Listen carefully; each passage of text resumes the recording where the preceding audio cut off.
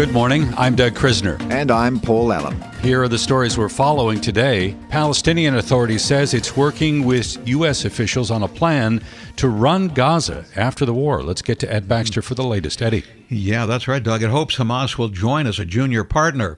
Palestinian Prime Minister Mohammed Shataya, in an exclusive Bloomberg interview, says Israel's goal of eliminating Hamas is not realistic, and so the plan would be Israeli occupation to Gaza should not be allowed. One. Second, Gaza should not shrink in terms of territory, and Israel should not be allowed to annex certain areas that they might call buffer zones and so on.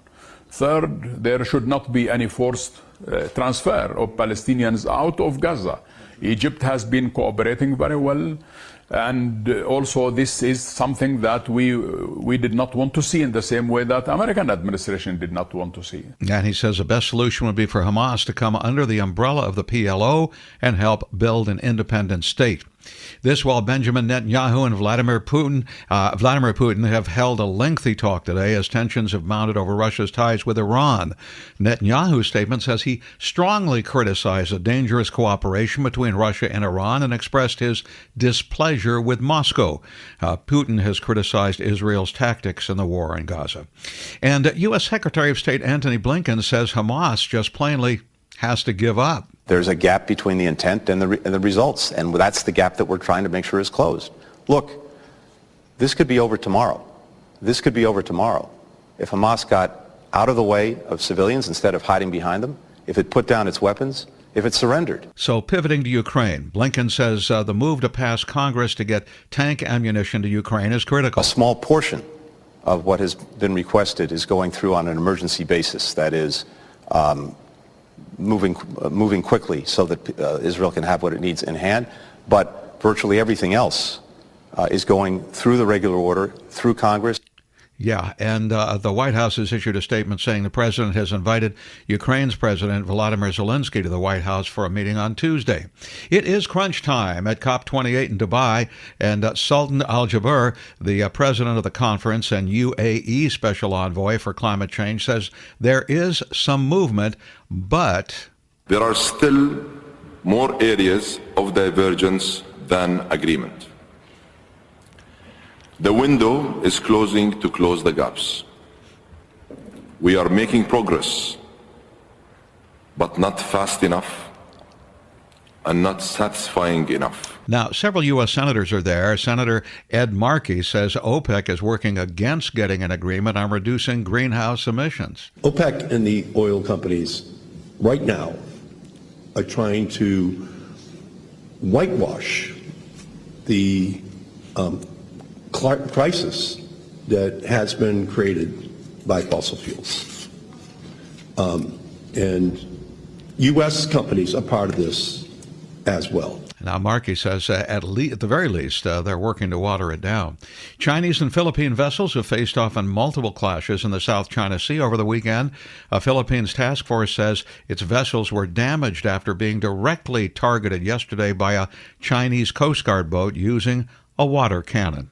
Global news 24 hours a day and whenever you want it with Bloomberg News Now. In San Francisco, I'm Ed Baxter, and this is Bloomberg. Eddie B., thank you. Well, this is going to be the first opportunity for markets in Asia to react to that U.S. jobs data from Friday. An unexpected strengthening in the month of November, an increase in non-farm payrolls of 199,000. That obviously above estimates. And it seemed to temper bets on Fed rate cuts. Former U.S. Treasury Secretary Larry Summers was saying the Fed should wait. He said the moment the Fed turns or announces it's going to turn is going to be a seismic moment. They probably need to be very deliberative and careful about getting to that point and waiting until they see some overwhelming evidence of inflation being locked in low or see some real evidence of the economy turning over. That is former U.S. Treasury Secretary Larry Summers. By the way, the Fed will meet this week. We'll have a decision on Wednesday. Officials are widely expected to hold the key policy rate steady. Paul? University of Pennsylvania President Liz Magill and Board Chair Scott Bock resigned this weekend. This comes after congressional testimony where Magill declined to say that calling for the genocide of Jews always violates the school's code of conduct. Today, Pennsylvania Senator Bob Casey and Governor Josh Shapiro joined local leaders in Philadelphia for a rally against anti-Semitism. Senator Casey said reports of anti-Semitic incidents have increased almost fourfold since the start of the war between Israel and Hamas, with many of the incidents reported on college campuses. Those of us who have the authority in this case, one legislative body, the United States Congress, or two houses of one Congress, is to get them the funds they need so they can fully investigate and prosecute these cases where there is a hostile environment on the campus. That's Pennsylvania Senator Bob Casey there. With Liz Magill's resignation, the focus will turn to the presidents of Harvard and MIT, who are also criticized for their responses before a House committee last week. Doug. We are hearing Macy's has received a buyout offer worth $5.8 billion. This comes from two firms, the real estate investment firm Ark House Management and the global asset manager Brigade Capital Management. Now, the aim here is to take Macy's private. The company currently has a market cap of roughly $4.7 billion. It was last month Macy's reported a decline in same-store sales of 7% for the third quarter, and so far this year, Macy's shares are down 16%. Paul? Health insurer Cigna is said to have walked away from talks to merge with rival Humana.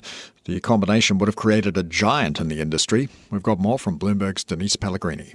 A source tells us Cigna is abandoning the discussions to combine in a cash-and-stock deal, and Cigna is committing an additional $10 billion to its own $1.3 billion stock buyback plan instead. Analysts had said a Cigna-Humana combination would have made sense. Cigna owns Express Scripts, one of the largest managers of pharmacy benefits, where Humana is a smaller player, and Humana plans to stop selling employer coverage, where Cigna is strongest. But despite potential synergies, Bloomberg Intelligence had said antitrust approval of a Cigna-Humana deal would have been tricky. Regulators blocked a Cigna-Anthem merger and a Humana-Aetna deal in recent years. Denise Pellegrini, Bloomberg Radio. We go to China next, where the government is raising expectations for its ambitious goal on GDP for the next year. The story from Bloomberg's Yvonne Mann in Hong Kong. China's Politburo pledged to strengthen fiscal support at a meeting on Friday. It also introduced a new slogan, use progress to promote stability. The message supports economists' expectations for a growth goal of around 5% for next year. The Politburo also declared that monetary policy should be flexible, appropriate, targeted, and effective.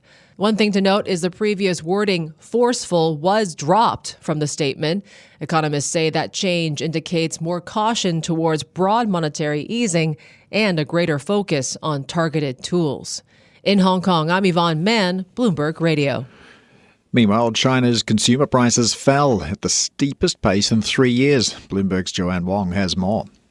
China's CPI fell 0.5% last month from a year earlier. That's the biggest drop since November 2020. It's also weaker than its 0.2% drop projected by economists in a Bloomberg survey. Producer costs dropped even further into negative territory. It fell 3% compared with a forecast decline of 2.8%. China has struggled with falling prices much of this year. It has set an annual inflation target of around 3% this year, which it is nearly certain to miss. Bloomberg Economics expects deflationary risks to persist into 2024 due to a weak domestic demand. In Hong Kong, Joanne Wong, Bloomberg Radio. We talked a moment ago about the fact that we've got a Fed meeting in the week ahead. Let's preview the gathering with our own Steve Matthews, Bloomberg's economics reporter who joins us from Atlanta. Steve, I think we can agree that jobs data on Friday stronger than forecast. You combine that with what appears to be a moderation in consumer expectations for inflation. Where does this leave us in terms of Fed policy? Well, if you were inclined to do a victory dance, I mean, you could basically, declare victory and say we're thrilled with how things are going, but you won't hear Chair Powell do that on Wednesday. It's pretty clear that the idea of a soft landing is taking hold. I mean, the Fed has been on the soft landing camp for really since July, and a lot of Wall Street is as well. as far as this meeting, it's clear they are going to do nothing in terms of rates. The big news will be in the dot plot of the projections for interest rates of the FOMC. And, you have Wall Street, the pricing is for about 50% for the first rate cut in March. And it will be really interesting to see where the Fed is. The Fed will not be there quite yet. I mean, in our survey of economists that came out today, they're predicting that the dots will show 2 rate cuts, 2 quarter-point rate cuts this year, which would be much stingier than, the 4 or 5 that most of the folks on Wall Street are looking for. Yeah, I'm enjoying the imagery of a victory dance here, but in terms of rate cuts, it's all about perception, isn't it? That the Fed would really want to avoid being seen to endorse this market perception that easing is coming. Exactly. And there is a good portion of the Fed that would agree pretty much entirely with what Larry Summers was saying. I mean, these are folks that grew up in the 70s. They understand the 70s experience with inflation. They want to be certain that they have, killed the inflation dragon before they are ready to kind of, be done with it. And so, they would prefer to keep rates higher for longer, wait a while in terms of actually cutting rates. And I think the tone of Powell will be really interesting. That plus the dot plot are what people will be focused on. But, I think in his speech December 1 in Atlanta at Spelman College, he said it was too soon to speculate on rate cuts. And I think you'll see him reiterate that this week. You used the term soft landing a moment ago, Steve, and I'm looking at the piece that you authored for Bloomberg News with your colleague Rich Miller. The Fed starts to confront the next big question: why to cut rates? So if we don't get a soft landing and we get a mild recession instead, might that be the catalyst?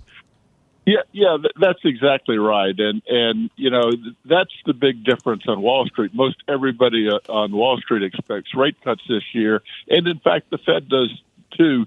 But if you have some kind of financial shock, you have a decline in employment, a big rise in unemployment. That would be, a catalyst for both near-term cuts and perhaps sharper cuts. And we haven't seen any sign of that yet. But that would be a really negative view for the economy and a really dangerous view. But, what everyone is hoping for, and most of the economists in our survey predict, is that you'll have something much more benign. And just the fact that inflation is coming down, when inflation comes down, if you look at different economic models like the Taylor rule, the John Taylor's creation, the Stanford professor, they all suggest that when inflation comes down, it's appropriate to cut rates. And that's what Governor Chris Waller said a couple of weeks ago, and the markets got very excited about. And that would be, the ideal course. Inflation's coming down, so therefore, based on these various monetary policy benchmarks, it would be appropriate to cut rates. Yeah, well, the Fed will be heading into this meeting armed with the CPI November numbers, and that number, though, seen accelerating a little, up a third of 1% on October. I hesitate to use the word, but is that just going to be a transitory blip? Yeah, it's really interesting because, the headline number would be that folks are forecasting is that there'd be no change at all, essentially zero inflation because of declines in energy prices. Core inflation, excluding food and energy, might tick up a bit, but yeah, the expectation is that both declining energy prices that will feed into core inflation over some period of time. Housing prices are likely poised to decline if you look at what's happening with apartment rents. Plus, if you look at what's happening with, for example, used car prices, and we get various indexes monthly, they are coming down. So that should also feed into core inflation over time. So, yeah, if there is a tick up, the expectation would be that that would not necessarily last. But as Powell has said, they expect that the course to disinflation will be bumpy. It's not going to happen, without some bumps along the way. This is Bloomberg Daybreak Asia, your morning brief on the stories making news from Hong Kong to Singapore and Wall Street. Look for us on your podcast feed every day on Apple, Spotify, and anywhere else you get your podcast. You can also listen live each day on Bloomberg 1130 in New York, Bloomberg 99.1 in Washington, Bloomberg 106.1 in Boston, and Bloomberg 960 in San Francisco. Our flagship New York station is also available on your Amazon Alexa devices. Just say, Alexa, play Bloomberg 1130. Plus, listen coast to coast on the Bloomberg Business app, Sirius XM Channel 119, the iHeartRadio app, and on Bloomberg.com. I'm Doug Krisner. Join us again tomorrow for all the news you need to start your day right here on Bloomberg Daybreak Asia.